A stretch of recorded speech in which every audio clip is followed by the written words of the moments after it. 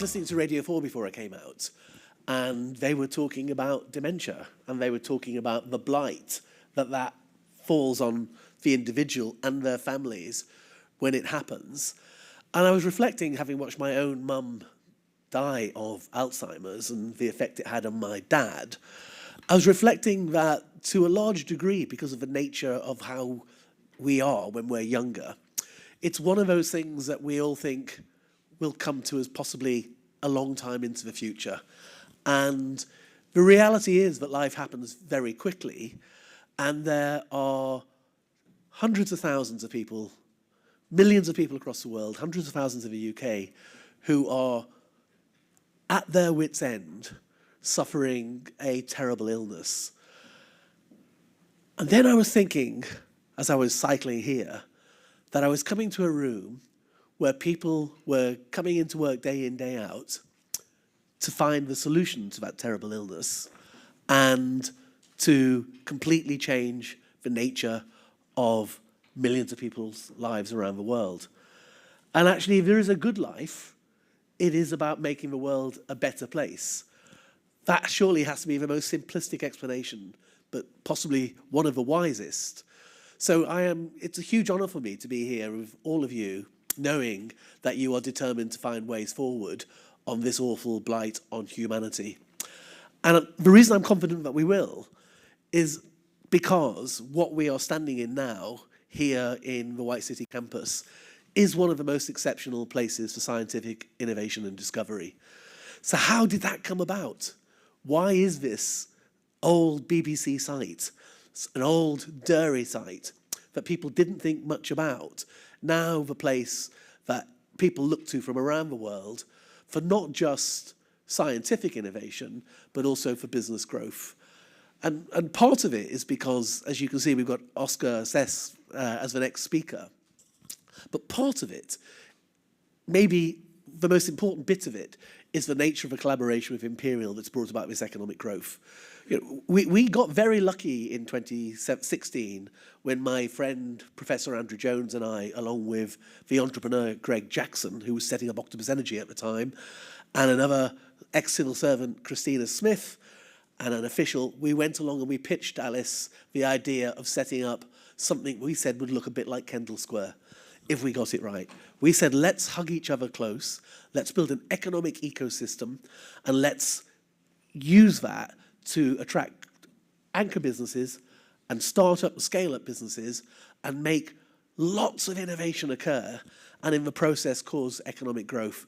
And it's possibly the easiest presentation I've ever made, because Alice just went, yeah, let's do that.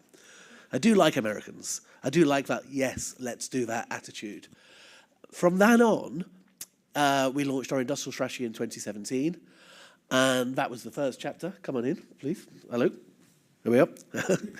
And so we launched our industrial strategy in 2017. Let me just give you three figures. Since then, £6 billion of growth investment, more growth investment than all the rest of West London combined. Now, that's a staggering amount of money has been poured into this part of the United Kingdom, this tiny spot in London. Secondly, we've had 13,200 jobs created. And to be honest, the rest of the UK economy wasn't doing great. So 13,200 jobs happen here. And we've got more spin-outs than anywhere else in the UK, spinning out from Imperial, but also Royal College of Art, and other people are in part of our alliance.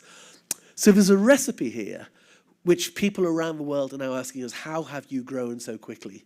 How have you created this? And when I explain to them that when I look at other innovation districts, they're all set up differently.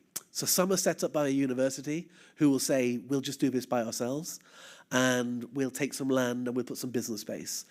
Some are set up by the business community, you know, Chamber of Commerce or a business improvement district who will say, let's get together and try and encourage entrepreneurs next to that university's innovations. Some are set up by a property developer who buys a piece of land and says, we want to turn this into an exceptional space. We'll tap into something the university is doing. This, I think, and to put this in context, we're twinned with innovation districts in Barcelona, Buenos Aires, Milan, Melbourne, Oslo, Jeju in Poland, and and many more, including Swindon. This, to date, is the only one I've come across which is set up by a municipality and really with the university as our equal partner. Now, I know that people Imperial were saying, let's set up an innovation district when we went to see them, but I think we sealed the deal with them when we said we wanted to do the same thing.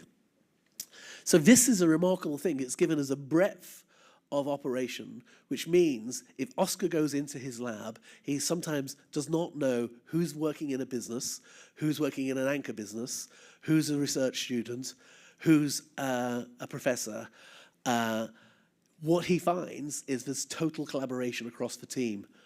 And that symbiotic relationship we have with Imperial, where anything they need, we bend over backwards to help them, because we've got the same vision and the same plan, is why you're getting those economic growth numbers. Now, Tim Berners-Lee, and I'm dyslexic, so I have to actually read this.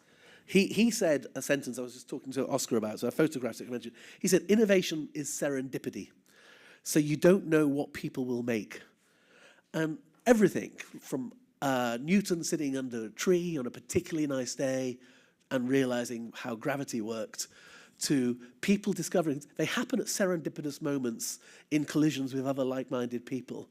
So what we're really creating here is a serendipity district, where people can come together. Maybe they bump into each other in a coffee shop, maybe it's in a lab, maybe it's when they're walking around one of our parks. But what they get is an idea to make something happen that's special. And to put that in a universal context, it's not just those people worrying about dementia. It's the people worrying about every single disease that blights humanity. And it's not just people who are worried about climate change. With more climate change green investment here in White City than Manchester, Birmingham and Bristol combined, you can see there's real innovation happening on that front. And it's not just people worried about a world that's scarier with authoritarian leaders invading innocent countries. Here we have NATO advancing new technologies to make us safer. This is a spot which, as Prima quite rightly christened, tomorrow is made here. And by being here, all of you are part of shaping what we think will be an ever more progressive future. So thank you for being here.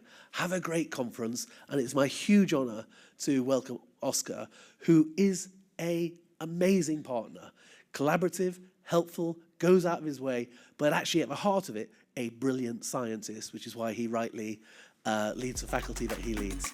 So thank you very much. Have a great day.